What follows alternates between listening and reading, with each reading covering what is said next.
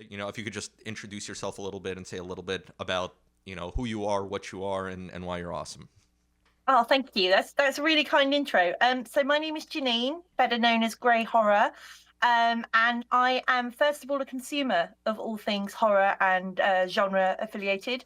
I grew up loving the genre from a very young age, got into Stephen King and literature quite early, and then found my love of film. And really, my online presence only started probably the tail end of 2025. I moved across our country in the UK here and found that myself without a tribe. I didn't really have anyone locally to talk to about the films and things I was consuming. My partner doesn't like the same genre that I do. Forgive me, the sun is blinding. Hopefully, it'll disappear in a minute. Yeah, so I threw myself into the insanity pit that is Instagram and threw my thoughts into the ether, landed and resonated with the director who picked up what I was throwing down and decided to give me an opportunity to review some films. And here we are, probably about really 6, 7 months later, and now I'm going to premieres. I'm being given world exclusives, and it's a completely unexpected turn of events, shall we say. But I'm definitely a consumer first. I'm not an influencer. I'm not that person you see on TikTok that's like, buy this product because I love it, because I'm paid to love it. That's not me. I am everything, as you've seen from the reviews and my post, is genuine. It's from the heart, and if I don't believe in it, I don't talk about it. Yeah, I think it sort of has to be that way, with something like movies, because it's sort of like a comedian. You can't say you love a comedian when they don't make you laugh. It's something uncontrollable. And coming with that enthusiasm, it sort of gives us a chance to relive childhood. Like baseball players or athletes, they get to never grow up because they're still doing their sport. For us, it's the same way, where you watch a movie and you get to still be that child, watching a magic trick. Yeah. You know, I made this movie, and obviously you put it out into the world, and the industry has changed so much. It changed so much from, when I started to the way it was before, to really during COVID, when everything was shut down and streaming really took over. It's changed even more. I'm not going to talk about the negatives of that, but Yeah. I will talk about it from a sense of, I make a movie, I try to put it out in the world. Obviously, you want financial return from that, at the very least, to keep the train moving forward, keep making films. But ultimately, a good gauge of success is you're going broader than that initial circle of a creative, of, okay, it's my friends watching and critiquing my work, or friends of friends, where now I have a movie out there that's being watched around the world by people I'm never going to meet, leaving reviews, whether negative or positive. And that, I feel, is a great barometer of success. uh you know so you review my movie, I don't know you, you're No. someone who watches the movie. Yeah. When you're looking for movies, Hmm.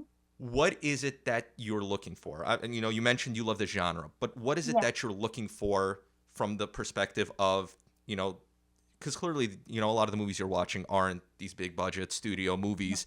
So what is it? How do you approach watching a movie knowing the limitations in their production?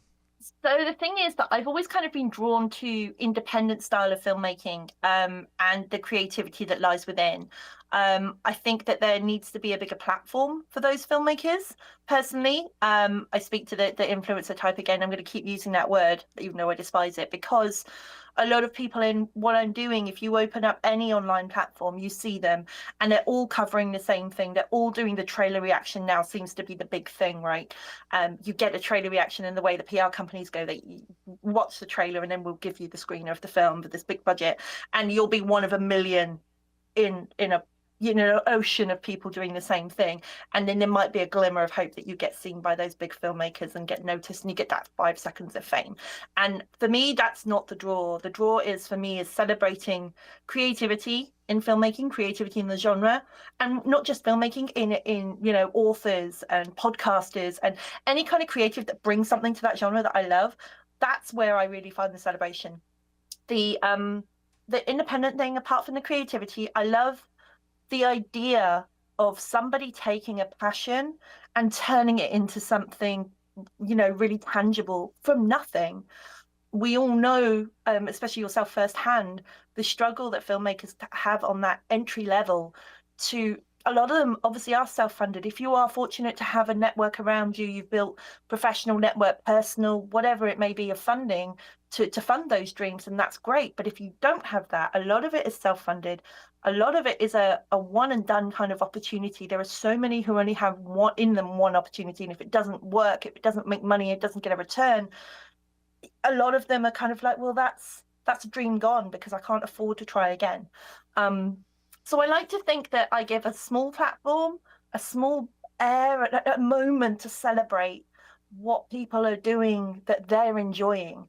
The way I approach reviews is very different. I like to think of it as I try to go in as blind as possible. I try not to do trailers where I can. The big screen films you can't really avoid. You know, it's the nature of those big studios. They're everywhere. It's that marketing machine. But the smaller independents, finding them through film festivals is a joy because a lot of the times, especially with the shorts, there is no trailer. There's nothing online. They're ghost. So you go in blind. And that's the joy because then you're experiencing their vision as it's intended. It's not spoiled for you. There's no one talking to you about it and forcing their opinion on you. So that's one thing that I really enjoy about it. And just really just kind of thinking, well, what is their intention here? What's their bigger motive? Obviously, with our horror genre, it's a joy because you can find any kind of subgenre here. You can play in so many different realms. You could do the typical slasher, but then under that there's a darker thread, right? There's a moral compass behind that killer and why they're doing that, and it's digging into that. There was a wonderful queer film that I reviewed earlier today, which was great, and it had a message about endo, the condition endometriosis. I can't say it, but it had a message about that and female struggle with their reproductive systems, and you're like, oh my god, when you read about the filmmaker and why the purpose is there, that adds strength to your review and it gives you more of a drive to want to push and to get an audience to see their work because it's more than just creating money for the rich and that machine that feeds itself. I really want to create a space where important filmmakers and important films are seen and heard, and albeit by, if I bring in one extra set of eyes, then I've achieved something. Yeah, it feels different now. It sort of feels like the tech industry takeover of other industries. That's what it feels like with film, because growing up, you knew Paramount, you knew Universal, you knew the studios, whereas now, even, it's clearly not the same studios, but even the studios that are making the films, it doesn't feel the same way as it used to. It feels like a business enterprise. It doesn't feel like there's humans on the other side of it. It feels like there's a boardroom, which there clearly always was, but the perception of it has changed a little bit. And it's funny because my way into making movies, I was able to build a relationship through my previous film with an indie distributor, Bayview Entertainment, who's great. And with them, I was able to learn a lot going into making this movie because they bought the rights to my last movie. With this movie, before I even wrote it, I was already talking with them where it's, okay, let's talk. You're the distributor. What works, what doesn't, what genre, this or that. And sort of not necessarily tailoring a movie with the hopes of, well, if I do X, Y, and Z, it'll be successful. But what's the path of least resistance to getting a movie out in front of the audience through them? And conversations with them, the first thing is when you show them a movie, it's not like, oh, well, what's the character arc? What's this? What's that? First thing, where's the poster? That's the first thing of interest. Where's the poster? And it's that sort of Roger Corman school of filmmaking that I very quickly learned, where it's not that they don't care whether the movie's good or bad. The first thing they care about is, are you creating enough doors of accessibility for the audience to want to walk through and even watch the movie? If they don't like it, if it's a bad movie, they're already watching it. That's their business model. But are you getting people to at least watch your movie? And just like before, you would have posters in front of movie theaters that would catch people's eyes. Now you have, whether you're on Amazon or Tubi or whatever your, streaming platform of choice, you have that poster there. And that's why I put as much effort into the movie as I did into the poster, the artist I worked with. And I told them, more people are going to know your work than they're going to know my movie because it's your poster that gets seen. Yeah. Uh, And I also, to that point as well, just to say the importance of the artwork, especially where things now are in more driven into a physical media space again. We're going through that transition where people are collecting. VHS is now back. Like, I didn't mhm, think that was coming back after the 90s. I thought that was done. We're getting VHS, but obviously it had the music revival with vinyl. So now soundtracks and things are having a revival mhm, and resurgence there. So I think to your point that the artwork and things and the visibility of it in that respect is so important. And also, it's key because then you've got the merchandising behind it, because obviously you've released for mhm, Mamochka, you've done t-shirts and things like that. mhm. Having that iconic image that will carry a film's weight past the release date, past that initial promotional push, and hopefully give it some real longevity, because that's going to be something that draws someone's eye and they go, well, Mhm. what is that? And then that opens a conversation. Yeah, and the flip side of that though is the actual movie. Again, this is my third film, and I love cinema, do nothing but study it, read it, look at all movies. And when you're constructing a movie, after making so many of them, you start realizing it's not just about the movie, it's about the experience of the audience after they're done watching the movie. And, when you have, I'm going to call it name brand, when you have famous directors, when you have studios, when you have the marketing behind, when people recognize it, I feel they go into a movie and view it differently than if you're just finding something randomly on streaming, knowing it's low budget. The chances you're giving that movie are different. So when making specifically this movie, I knew it wasn't for everyone, but I knew what I wanted to create was a movie that had more longevity in how it lives in your mind. And I knew that would come at the cost of possibly the viewing experience, where Mm. it's not necessarily going to be as high energy as a certain movie. It's not going to check off certain boxes as people are expecting with a horror movie. It's part of, you sort of start becoming a psychologist. And with this movie, I wanted to make it a certain way, and the problem is, how do you get people to watch that, giving it that kind of chance that a movie of that budget might not necessarily warrant for the general public, because the audience is always right. The audience is right. It's their time. It's their entertainment. Who are you to say how they should and shouldn't watch a movie? Mm. Uh, when you've seen enough of movies at this level, how is it possible for you as a critic to sort of get over that hurdle, or should you be getting over that hurdle? When should you be critical of a movie where the budget is an issue or it isn't necessarily entertaining for you? I think it's down to personal perspective. What I would say is a hurdle for me would be very different for somebody else watching it. As you say, Mhm. every viewer's experience as a consumer is different. Everyone's going to have a different takeaway. So the way I approach it is I approach every film so differently. I don't have a trademark, like I don't have a play-by-play list of what I'm looking for or what it is that's striking me. I take the film at face value. I don't really consider things like the artwork. I'm in a fortunate enough position, and somewhat it's a double-edged sword, because I'm fortunate in regards that I have a lengthy list of screeners, and I don't see that ending anytime soon. So a lot of what I'm consuming is things that directors, producers, PR companies are sharing with me for the purpose of getting the review and to get promotion for it, either ahead of a re-release, a digital 4K edition, or it's a new release, either independent into a free streaming service, as you mentioned, Tubi, 4Stream, that kind of thing, Bloodstream TV or Found TV, those kind of really cool independent platforms, or if it's going onto a bigger platform like a Netflix or a Shudder. So it's kind of, I just view it on as I see it. I tend to get the artwork at the same time as the screener, but I don't look at it. That's not what I'm reviewing. I'm reviewing the art that comes in the format of the film, whether it be a short or a feature. Um, Ideally, I'm looking for something that I just want to have fun with it, whether it is tonally meant to be enjoyable. If it's a horror comedy, obviously you've got to have that air of Mhm. levity to it.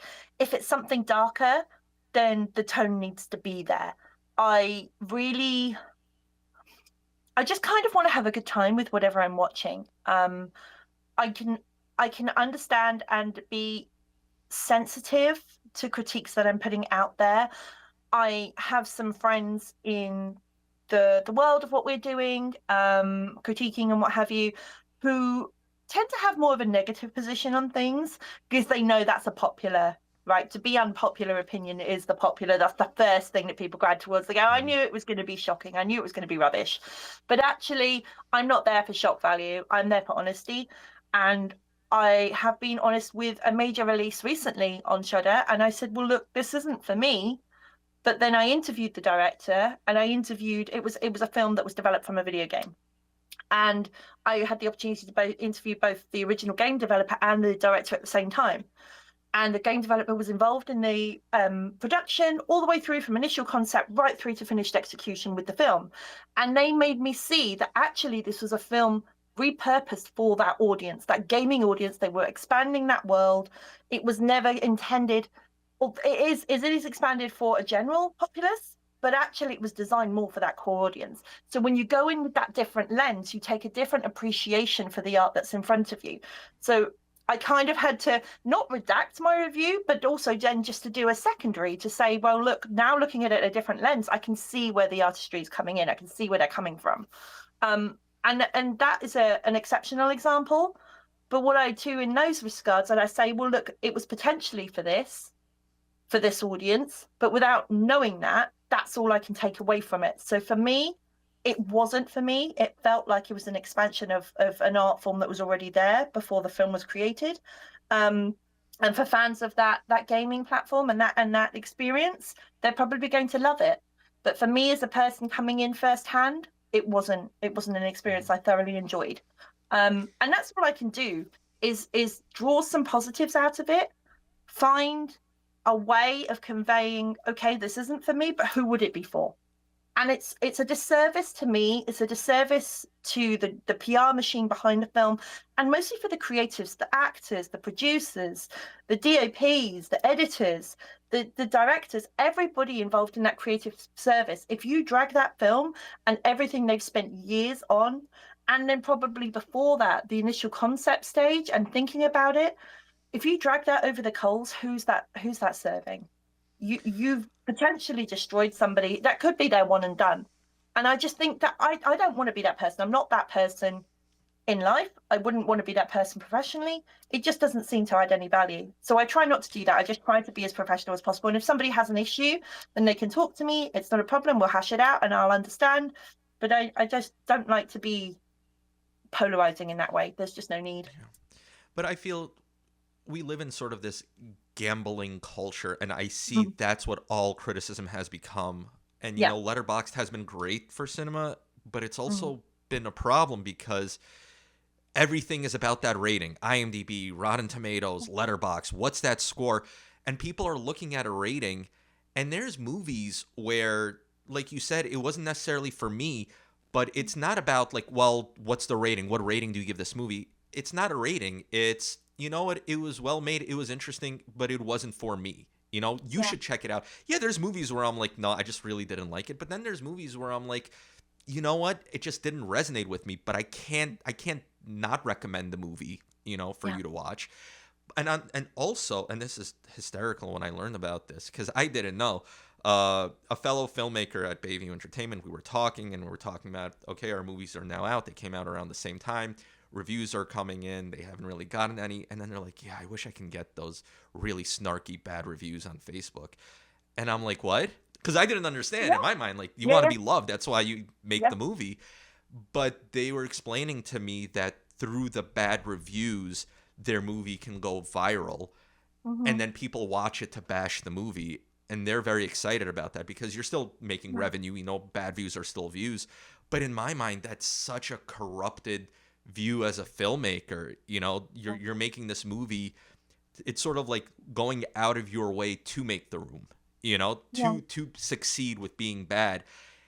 And I just couldn't operate that way. Why would you dedicate so much time, so much energy to Mhm. wanting to generate money by being bad, by being bashed, you know? Yeah, Uh and you mentioned about the letterbox thing as well. It's a blessing and a curse in another mhm. respect. And the way that it's going, I heard letterbox is up for sale, so the whole model will be changing, most likely. And at the moment, it's a free for all. You really can't trust their rating system.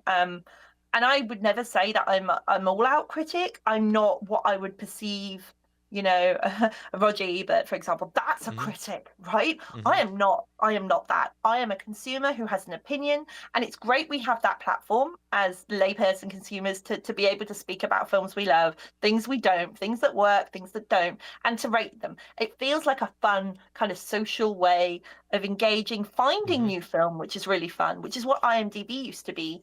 Um, Mm-hmm. but it's going to be down the Rotten Tomato route where everything gets a certain rating and everyone goes, oh, it's like a 98% approval rating on Rotten Tomatoes. And then the real critics get their hands on it. And then you get the core audience, the core consumers get their hands on it, and it plummets. Or it can stay. There are very few that do stay, and that can work. But I find that having a limited accessibility to those platforms to be able to review is a negative for the film industry, but then having a free for all is also kind of a negative, right? So where's the balance? Where does that actually lie? Because you could put a multitude of fake things. Like IMDb is a prime example. When a film comes out, you can tell straight away who's associated with the filmmaker, who's being paid to put in a review, and who the genuine ones are, and who are the real people who are like, I have an opinion, I just want to air my opinion. And And it's that's not what really IMDb interesting. was.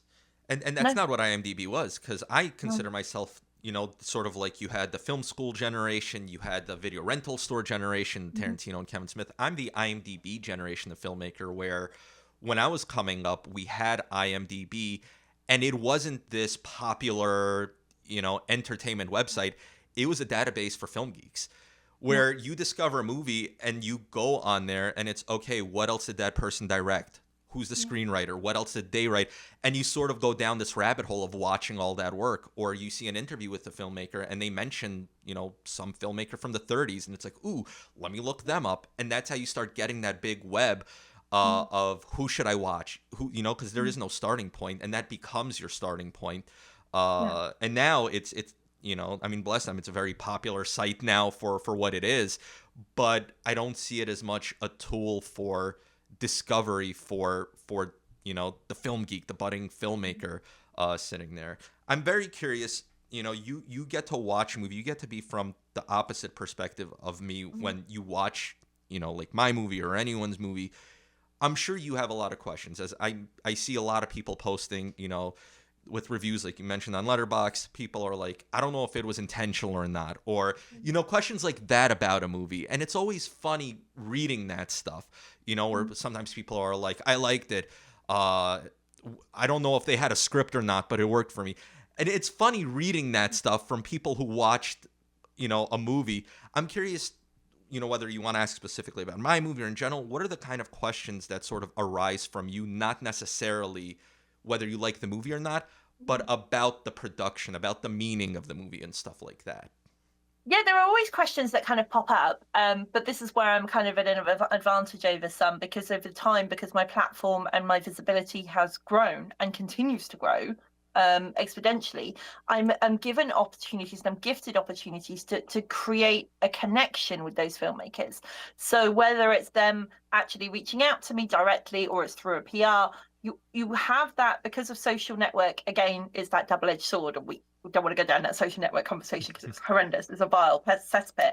But at the same time, it gives you that connectivity and it gives me an opportunity to ask those questions and to say, right, okay, so there may have been a creative decision with a character. And you think to yourself, well, why was that character there? They perhaps didn't lean any real purpose to the overall narrative. They didn't really have an arc. Was it just exposition? Were you trying to fill time to get a studio to okay to greenlight your film? But then likewise, there are shorts that I watch that are 40 minutes long and they could have been 20. I watch features, especially independents, and a regular problem that I find with some independent filmmakers is they make a feature and you're like, that would have been a great 25-minute short. That would have been fantastic. Where's the editing? Where's the who's driving that creative decision at that level? So those are the kind of things that I really want to delve into, the technicalities and things.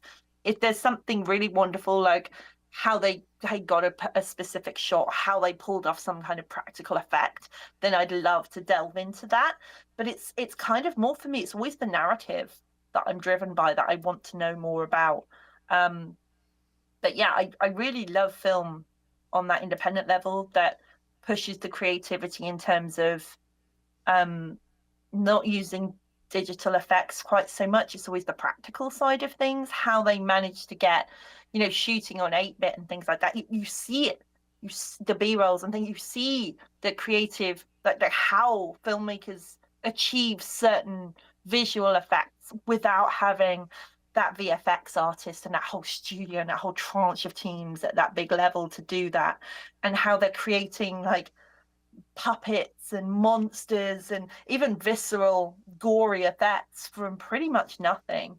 It's it even harks back to when I was a child, because I was born in the mid 80s, and one of my favorites was Joe Dante growing up. Hmm. Gremlins is a huge influence on me. And looking at the second film in particular, how gloopy those puppets were, it was all practical. And you're like, I watched it as a kid, and I'm like, how did they do that? What is that? Like, it looks so real. And that was a pre-age of real digital effects. Yes, they Hmm. had them, but it's never the same. And then, of course, the 90s, 2000s hit, and then we had a whole tranche of stuff that was all, oh my God, everything needs to be VFX. And it's, yeah. I love Gremlins 2 so much. And it's wild when I hear the criticism of it, especially Yeah. comparing it to the first movie. Mm. And watching it as someone who's seen so many movies, it had to be the way it was, because if it wasn't, then there's no reason for the sequel. You have the first one. It was really their way of saying, well, if we're going to make another Gremlins movie, it might as well just be an entirely different movie. And to me, it felt like the first time I saw Monty Python and the Holy Grail, where it was like rules are being broken. It felt like a new wave movie. And as silly as it sounds to say Gremlins 2 is like a new wave, groundbreaking movie, it It felt is. fresh and free. It felt very free. It felt like you can make a cartoon, with real people. And it was exciting. And that's why I think, you're never going to please everyone. I know that with my movie. You're never going to please everyone. So the fact that you have people bashing it and you have people loving it, I think that's ultimately the best compliment for a filmmaker, because they made something that's causing people to have a strong opinion, whether it's one way or another. I'm very curious, if you have any questions. You have an opportunity to talk to filmmakers. I'm here as a filmmaker. I'm here, as a critic, similar to you. And when I make a movie, I make it as sort of a critic. And the first thing I will say right up front is genre. Horror was not my favorite genre, but getting into it, you get to become obsessed with the genre. What do you Right. love about it? What don't you love about it? The research. It's an excuse to watch movies. And the one thing I do love about it is it's not a start driven genre, where you do have that freedom to sort of do more than you would in other genres. And I'm curious, what questions do you have for me? Genuinely, I'm really always intrigued by where you even start in a creative process, right? So, and also then, so obviously you have conceptually, you have your idea, right? But what drives you as a filmmaker to then push that? Is it, Mm-hmm. I want to get this story out? Is it, I want to create something personally, like a story for me? Or are you creating a story for an audience with an audience in mind? And then how does that develop over time? That we're going to use your latest film as a prime Mm-hmm. example of that, Yeah. because I think the marketing on it was wonderful, and to watch it from when I was very fortunate to have seen it pre-release, and then watching all of your social interactions and how you developed, is really interesting to get to see it from there, as opposed to being brought on quite late in the Mm-hmm. game in terms of the marketing campaign. So there was a lot there because I waffle, but it's Yeah. genuinely like it's really interesting to understand it, the scope of, from a filmmaker perspective, of how it starts to where it ends up. Yeah, and I know every filmmaker has a different process. For me, it's sort of split into two. One, I need to figure out what's like the core idea. Mm, And when I say core idea, it's sort of like conception, where everything has to mm, boil down to like one thing that everything else can sprout from. Because in the past, when I'd be writing and you're too broad, you don't really know what it's about. It doesn't. When you're making a movie, it's something that you have to be passionate about for years, because you're with it for years, from mm, writing to production to post production. So for this movie, I knew I was going to make a horror movie, and then the question is, what's the horror movie? And there's all these mm, subgenres. As a child, I was afraid of creepy dolls. Child's Play was one of the mm, most terrifying movies I remember as a child. But okay, so I have this character, I have this movie. What's it about? And there's things that I love to get into. I love to read. I'm not religious. I love reading about religion and myths and all that stuff. And a big part of this movie, and it's so funny because I think as I made the movie. Obviously, it's exploring obsession with fascism, but the way I see it is the further we became as a religious society, the less people looked at the devil and the more they look at fascism, where Hitler sort of replaced the idea of the devil. And this movie really is, in my mind, a sort of Paradise Lost type story. So once I had that core where it's okay, you have this doll, the whole doll just sort of serves as a kickoff for the journey the other characters go down, and you have this Faustian type story with Mark the dad, and then the mysterious guy, which in my mind is sort of like the devil, even though it's funny, no one sees it that way, whether consciously or subconsciously. And I build it from there. Okay, so you have obsession, you have meeting the devil at the crossroads. Where does this sort of go? The other side of the writing process for me is music. It's very important for me to figure out what music am I going to be listening to through the process of writing this movie. That doesn't mean it's music that I want to use in the movie or anything like that. It's just the energy of the movie, of writing it. What's in my head. And for this one, it's Black Sabbath, Metallica, just going metal, Pantera, just that very, doom and gloom. And even working with the artist, I told them, and you'll see it now that I mention it. I said, okay, I want this to look like an 80s metal logo, It does. like a band's metal logo. Yeah. And I just showed them, here's Master of Reality by Black Sabbath. Here's the album cover. Here's Ride the Lightning by Metallica. And I'm like, just work off of that. I wanted the poster, I wanted the artwork to look like something that John Bender from Breakfast Club would be into.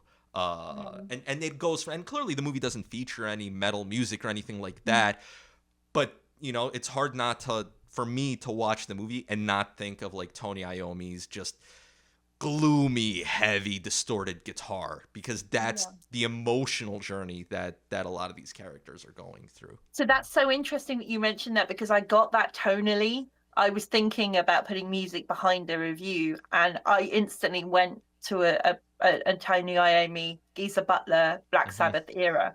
And it was just, I think it's almost like a slow march into madness. It was that main character, once he discovered that trigger with the doll, and as you say, it's like a key to a Pandora's box, right? And then they start to unravel from there. And it was kind of like that slow march. And when you even hear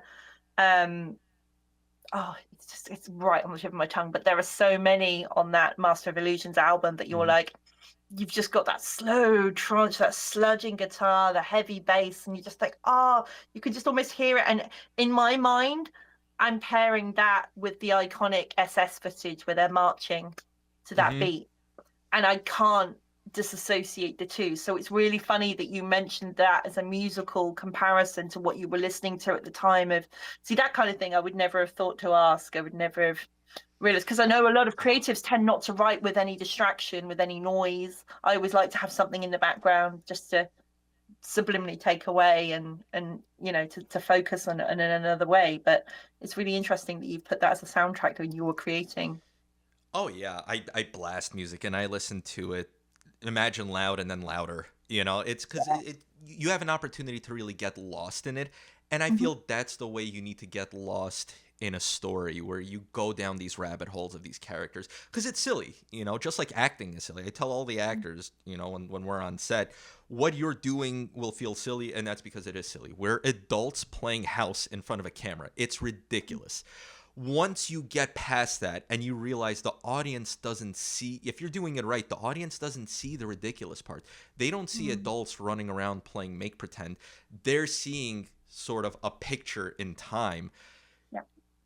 If you can just take that feeling, I'm not saying tell yourself, no, I don't look silly, I look great when I'm doing this. No, you look silly, but just pocket the feeling of knowing you look silly and just do it anyway. It works. And same with writing, it's, I'm writing these words. I'm writing this scene. And this character says that.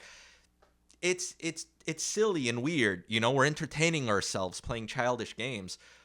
But if you believe it when you're doing it and you do it with conviction, I feel it just works that much more. And the music helps, Yeah. and I don't think Black Sabbath gets enough credit for the emotional side of their music. I mean, you listen to Volume 4 and songs like Changes where Yeah. Ozzy Osbourne is singing. And it's funny because in the 80s he was accused of being a Satanist and putting messages in his music of violence and this and that. Meanwhile, you listen to his lyrics and it's all about just having nervous breakdowns and emotional Yeah. health and all that stuff. Yeah. And that comes through too. So it was definitely a fun process. Uh, and it was a complex process because, like you mentioned, when making a movie without a budget, how do you wow people and entertain people when the magic they're used to is CGI? The whole point of a movie is how did they do that? With CGI, no one asks that anymore because they know it's CGI. But when you don't have access to that, how do you still recreate the feeling of what's happening on this screen? And that's where the dream sequences really came in, where I was thinking about, movies that I like, where do they do a lot by doing very little? Mm-hmm. And it's sort of playing with your mind. And that's where Philip K. Dick was a big inspiration in those novels, where you finish all those books and it seems like the same point of every one of his books is what was real and what wasn't, Yeah. until you ultimately say it doesn't even really matter. I just enjoyed that. I read it, cover to cover and loved it. And that's a lot of that went into this movie also, Philip K. Dick. Yeah, you can see that a lot of the inspiration when it comes to that era of filmmaking for this feature. I haven't yet ventured into your Mhm. other projects, but I it's there is an air of how much of this is hallucinatory, how much of Mhm. this is real. Um, and as an audience member, you have to trust your visual. You have to Mhm. trust what's put in front of you to be the reality until it's proven otherwise. Because this is a world that someone has created.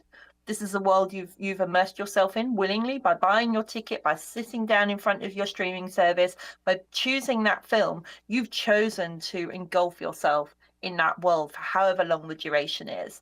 So you've got to have a suspension of disbelief, as you were saying, like about the actors putting your concerns and things about how silly you look at the side.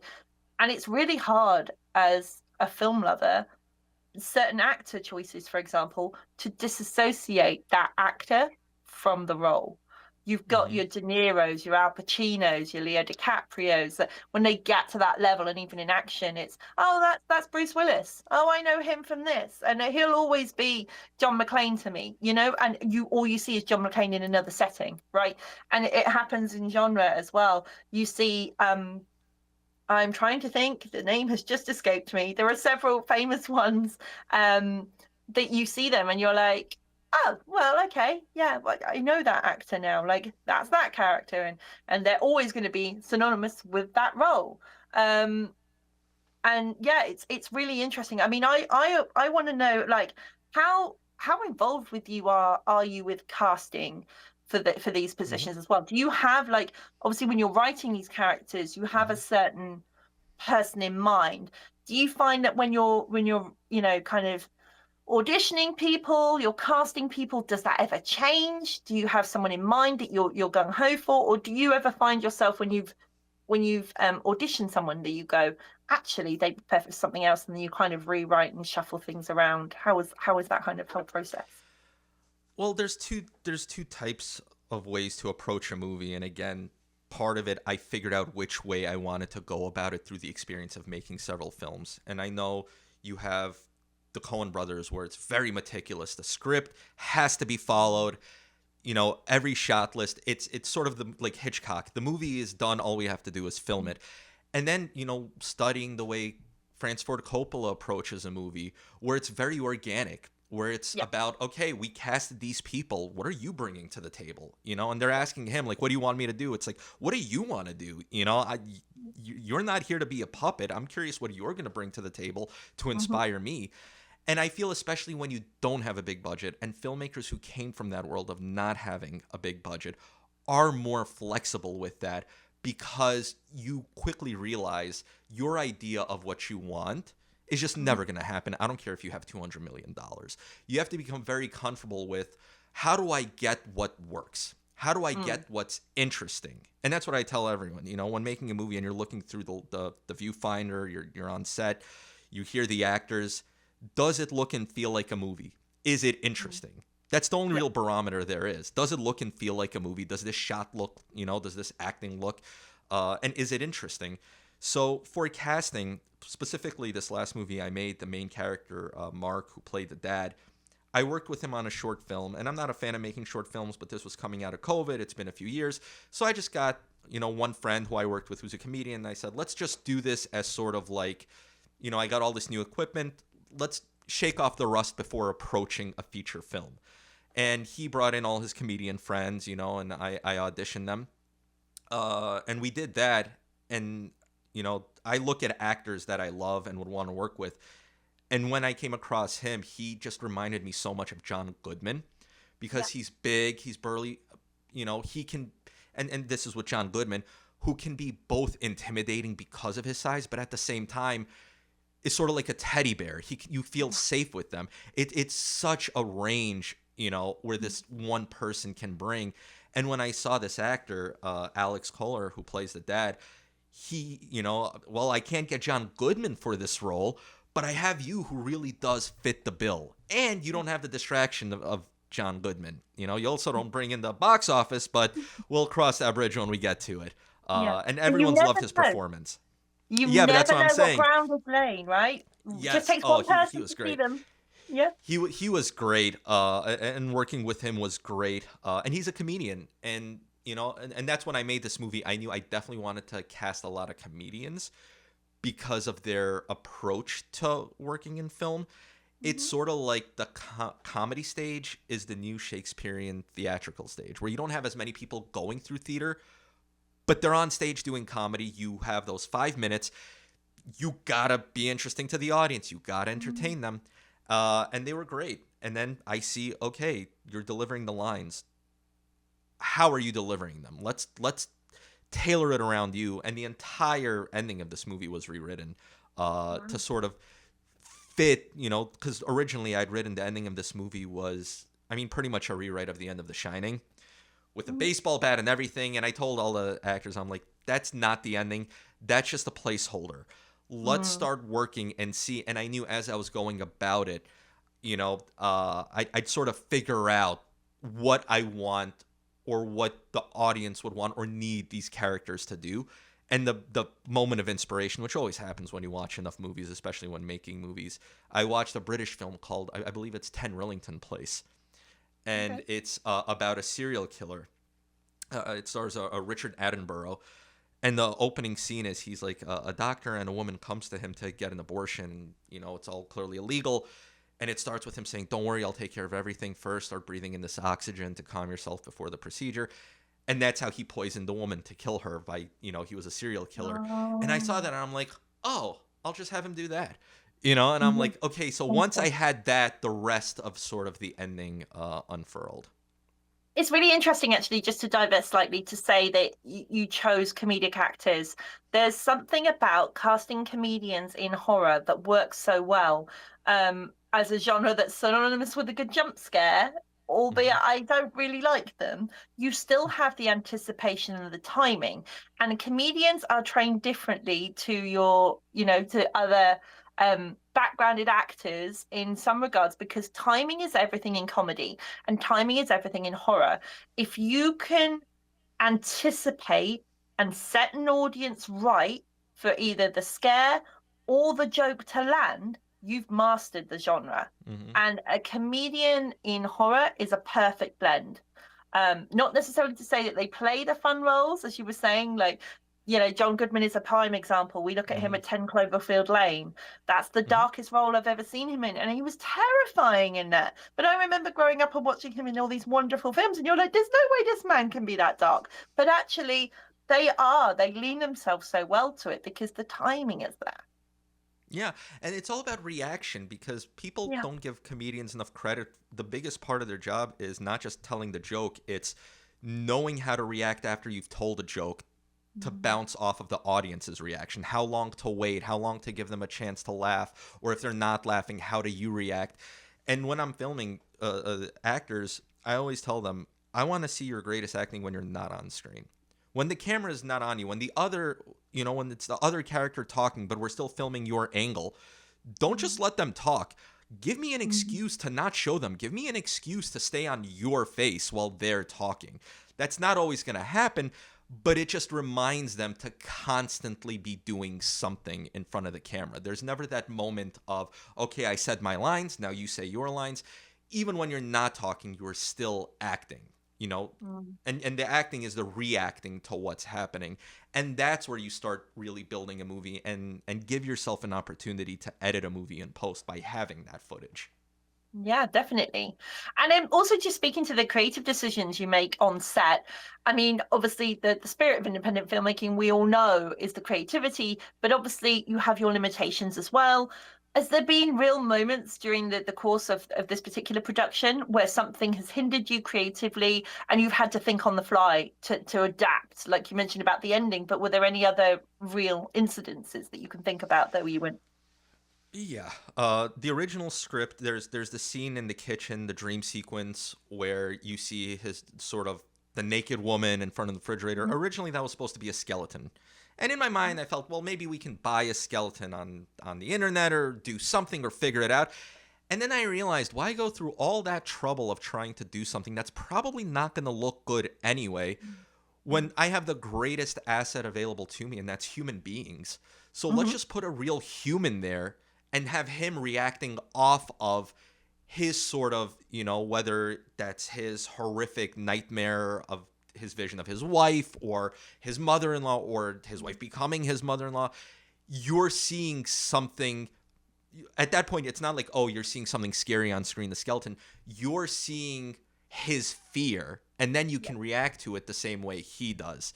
So that was one sense. Another thing, especially, with low budget movies, sometimes actors just disappear. Fortunately, that mm, hasn't happened on this movie. I'm sure you go to big budget productions also. It's hard to get an actor, out of their trailer sometimes for 5 hours. But we had an incident where an actress wasn't able to make it to set. She got confused with trains and ended up being half a day late. And she was only scheduled for 1 day shoot. So we didn't want to, turn the whole thing and then have to bring her in for another day, because every day with a production like mm, this can end up costing you a month because you're trying to coordinate everyone. Everyone has day jobs. So I said, okay, what's the vital part of her scene? mm, Let's film that. And then I'll rewrite the other half, with the actors that are in it that live much closer, are much more accessible, and we can film some sort of fill-in. And the scene I'm referring to is the spirit writing scene, right. where, what we now know to be, spoiler alert, the con artist is Mhm, doing the whole spirit writing. She wasn't able to come in for the whole day, so we just filmed the spirit writing. And then I just sat down and wrote the earlier part where she's not there, and then the con artist, Dr. Finkelstein, with the spray. I'm like, let's just make it funny, because in my mind yeah, it's a funny scene. The con artist. So let's definitely. just have him with the spray bottle walking around, and then we'll build it up that way. We'll just lean into the ridiculous Mm, side of it, and it's moments like that where, what forced us to rework the script ended up being far better than what was in the original script. yeah. And were there any moments from the production that you kind of sit and you reflect back now, because the multiple times you'll have seen it hmm after it's been in post, and you think to yourself, "Oh, that could have been tighter," or "I wish I'd not done that. I wish I'd stuck with an original decision." Yeah, I mean, first of all, filming outdoors is just difficult because the sun is not controllable. It's very difficult. So approaching those scenes, I might have approached them slightly differently. Uh, Mhm, because you're trying to squeeze everything, you're trying to get everything done, and sometimes you prioritize one thing when maybe you should have prioritized something else. Definitely the finale, which it's the most important part of the movie. But you get sometimes friction on set between actors, and that happened to happen that day. mhm, So people don't realize part of your job is being the headmaster of a mhm, school as you're trying to get everyone to work. And I think of mhm, The Office with Michael Scott. Yep. our version, and it's everyone thinks he's a clown, and then you see that one episode where he sits with Jim and they're having a little bit of scotch, and he's like, it's not easy being the boss, is it, when everyone's mad, everyone's bickering, there's no real solution. And as I'm filming and saying action, in my mind it's split between, is this working, is this a shot, what's the next, the million things that go through a director's mind. And at the same time, F these people, I want to be done with this, I'm done with your attitudes, I don't want to see, I want to finish this. And people think, well, how could you think that? Again, it's a long process. You go through a lot of emotions. And before we started the movie, I sat everyone down and I told them, because a lot of them have never made a movie, some of them have. I told them, when this is done, it's going to be like a college experience. The way you think back on high school or the way you think back on college, like that was a very specific phase of your life. That's what you're going to think of this movie, because you're dedicating a lot of time. It's about a year of your life, if not more. A lot of these people you're probably never going to see again, even though you spent a lot of time with them in that period. And it's sort of like you have that 20-year reunion, and that's exactly what it became. And getting everyone together, the reason why people wanted to work with me is my track record. I told them, listen, I can't guarantee this movie's going to make a lot of money.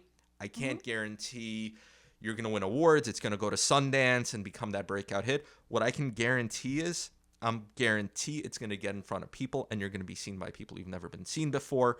And it's going to be a real movie. And again, that's just because this is my third film I've been doing. I sort of know what to put together to be able to accomplish that. And yeah, a lot of these actors for the first time got to see themselves on a big screen. They got to, they're reading reviews praising them, and it's an odd feeling when it goes past, oh, your best friend likes your work or someone else, to someone who has absolutely no reason to give you a compliment, giving you a compliment. Exactly. And actually, funny enough, you're saying about actors seeing their reviews, those who are watching won't know this, but as part of my review, I complimented, and I didn't know your son is in the film. Yeah, yeah, And I yeah. got some great feedback from you to say that, you told him and he was buzzing for the day. How does that feel? Like, how does that work, that dynamic of directing and knowing your child is there, and then how were they on the set in terms of that dynamic for their position as well, going, well, that's my dad, I can do what I want, but actually, it's a job, and it's a it's a I professional mean, there for it, right?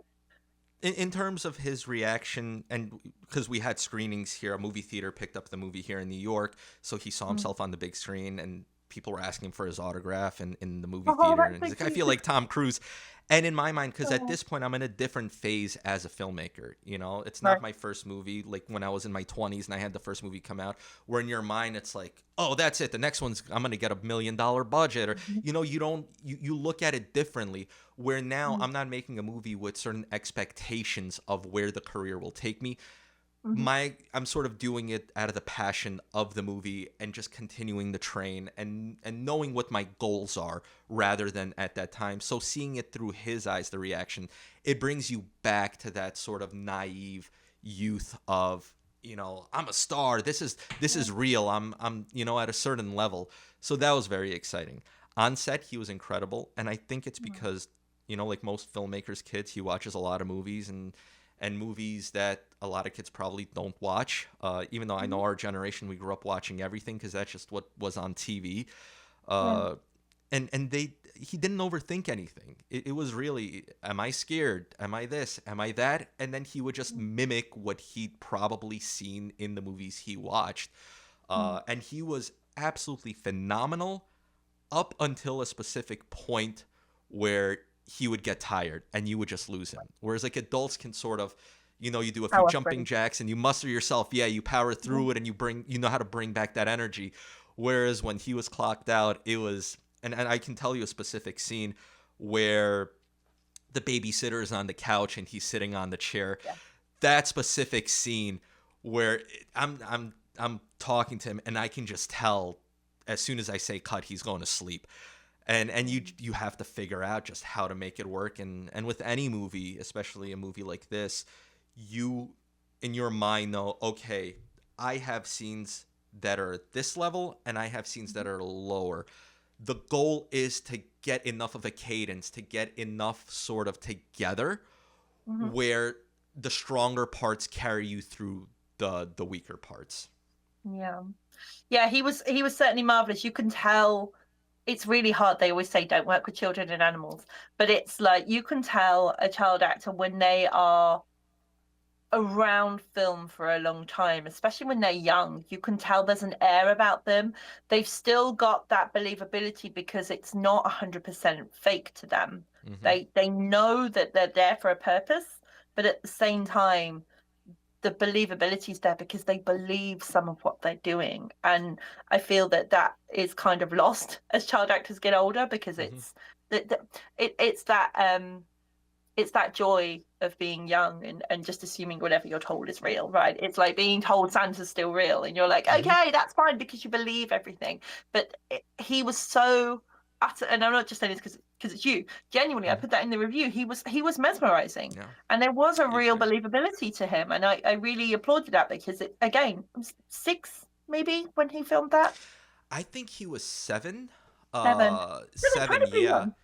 Yeah, yeah, one of the reasons why I cast him, because again, I'm making a movie. I think, what do I have at my disposal? And Hmm. having a child is production value. It's like you said, don't work with kids, don't work with animals.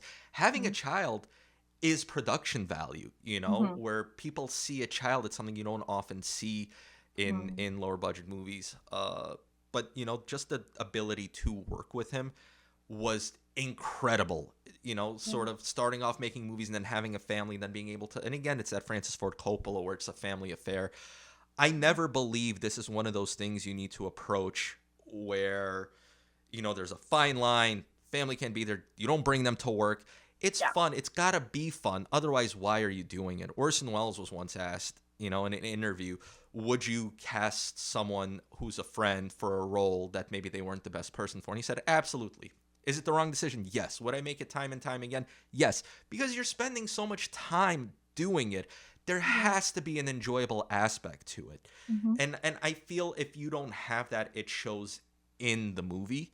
Uh, and even like great famous filmmakers who you hear stories about them making a movie and bad experiences, that can only carry on for so long. Like Sam Peckinpah, he was always hammered on set. Yeah, okay, so the Wild Bunch was awesome, and then you have Mm. Pat Garrett and Billy the Kid, but then you start getting the Killer Elite, and you can see you can't carry that on. You Yeah. you have to want to show up, you have to want to be there, and even if it's a frustrating day at the office, you have to be able to say cut. And then have a smoke break with an actor outside and just laugh about it for 5 minutes Yeah. because Yeah. you got to be human about it. I want to say thank you so much. That this has been awesome. It, Oh, it was thank awesome you. hearing your perspective and getting the opportunity to dig into some things that I maybe haven't thought about since the process. And Yeah. always, just getting to hear what you're curious about. Because it's interesting. A lot of what you're curious about is what I was interested in during the Mm. process. So, it's that relationship between filmmaker and the audience, and I think it's an incredible one.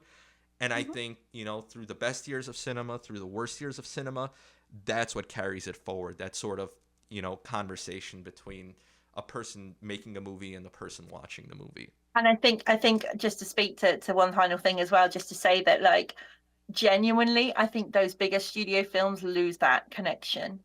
It's not about the audience anymore. Although the mindset from that filmmaker may be, I want to create this for this Hmm. audience. This is who I'm targeting. This is what I want out of this experience. The end product isn't always the way, and it's such a joy to actually be considered a voice for a consumer to say like, hey, I have this connection with filmmakers. We're able to have this discussion across continents to discuss a film that you've created that I've reviewed and we've both enjoyed at different levels. Hmm. And it's such a wonder to be able to do that. And I really worry that that connectivity is going to be lost at certain levels. And I just really hope that having a voice as a consumer doesn't go away. That studios producers, editors, etc., everyone involved in that creative process, and even the marketing side of things, continue to listen to us, because without us, there's no one buying your tickets. There's no one there to give you the funds to be able to make your next film. So, keep an ear to the ground with the lower audiences, not just those that are Hmm. paid to be there, that are paid to sit in your seats and to pay to influence and share your Hmm. messaging. It's everyone else, what I call the lay people. I'm one of those. I'm a common folk. I watch the stuff, but I consume so much of it. I'm watching 3 features a day across the genre. I consume a lot. I enjoy a lot. Just listen to us. Well, all of our stories, whether you're the richest of the rich or poorest of the poor, all of our stories are going to end the same way. So we're all the lay people, and I think we should act accordingly and just try to enjoy this wild ride on planet Earth. So thank Yeah. you so much.